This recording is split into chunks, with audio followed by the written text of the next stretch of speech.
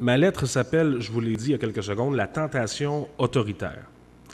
Mon cher Premier ministre, mon cher François Legault, il y a maintenant 1 an que nous avions, collectivement, accepté que vous étiez le capitaine du bateau. On s'est donné le go et on a dessiné des arcs-en-ciel. Les Québécois ont apprécié le côté père de famille, le bon monsieur qui veut notre bien, qui nous protège. Cependant, depuis quelque temps, on a l'impression que Papa Legault est devenu autoritaire. Est-ce la fatigue, les sondages gonflés à l'hélium? Qu'est-ce qui se passe avec vous, François? Vous avez changé. Vous n'êtes plus le même. Je vous le dis tout de suite, les sondages qui vous donnent un avantage aujourd'hui sont les mêmes sondages qui ont annoncé que Pauline Marois serait majoritaire si elle déclenchait des élections en 2014. Attention donc à la marge d'erreur. Inutile de vous rappeler que les Québécois sont très volatiles lorsque vient le temps d'aller voter. Le même Québécois, dans un délai de 10 ans environ, peut voter pour le NPD, le Bloc québécois et Justin Trudeau. Ça donne le portrait des possibilités, non? Les sondages qui donnent un seul siège au Parti québécois, je n'y crois pas. Comme Thomas Mulcair à l'ajoute sur LCN, je pense qu'on sous-estime le Parti souverainiste pour 2022.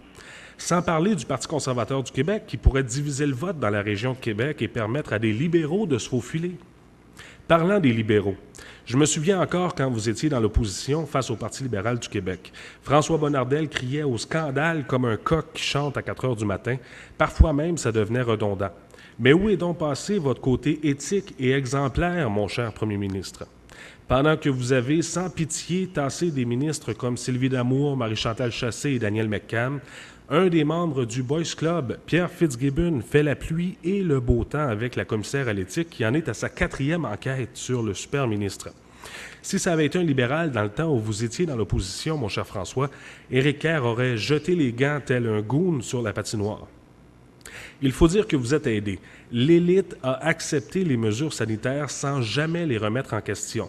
Les médias, les journalistes, les grandes entreprises. Comme quoi les subventions ont été généreuses depuis le début de la crise, dur de critiquer et d'être objectif pour certains. Le peuple, cependant, est de moins en moins content des mesures en place qui changent aux 2 semaines. On a l'impression d'être au Casino de Montréal. On ne sait pas trop si c'est de la chance ou si c'est arrangé avec le gars des vues. Au départ, il y avait les complotistes et seulement eux. Maintenant, monsieur, madame, tout le monde remet en question certaines décisions de votre gouvernement.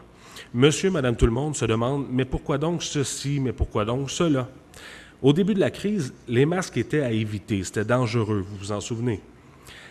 On disait que la seule mesure à prendre était le lavage des mains pendant 20 secondes à l'eau tiède. Je m'en souviens, j'en ai encore les mains sèches. Frotte, frotte, frotte et le virus disparaît. Maintenant, on parle très peu du lavage des mains et on met l'accent sur le masque. Un virage à 360 degrés qui laisse plusieurs questions en suspens sur les aptitudes du Dr Arruda et son équipe de la santé publique. C'est bien beau de dire que la science évolue en même temps que la crise, mais il faudrait se brancher avant que la population se débranche pour de bon.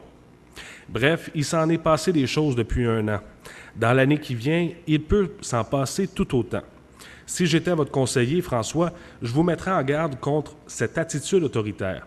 En 2022, ceux qui ont voté, ceux qui ont encore peur du COVID vont rester à la maison, les autres vont sortir pour aller voter. Souvenez-vous-en, mon cher François. Pour tout commentaire, nous vous invitons à nous écrire studio@radioinfocité.com.